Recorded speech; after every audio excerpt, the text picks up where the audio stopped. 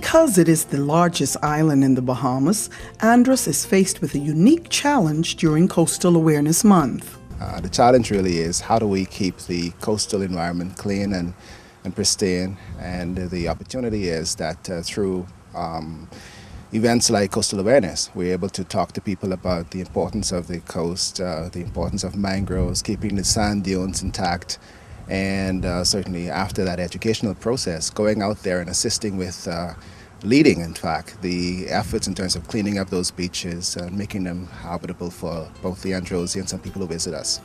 Senior manager at the Andros Tourist Office, Benjamin Pratt, says that their major area of focus this year will be the beaches, and he explains that they have recruited a number of NGOs and children to assist them. This is going to be sustained efforts. There are several local on-island NGOs, ANCAT, for example, the Andros Conservancy and Trust,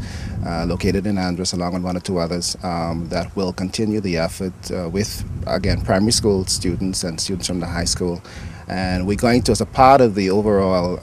month, we're going to take kids out there, not just to clean up the beaches, but certainly also to participate in field trips and other events that will certainly capture their interest and keep them interested in actually keeping the beaches clean and using them recreationally. Pratt says that getting children involved at an early age makes them more environmentally aware, but more importantly, it gives them personal pride in keeping their island clean. For the Tourism Today Network, I'm Gina Seeley.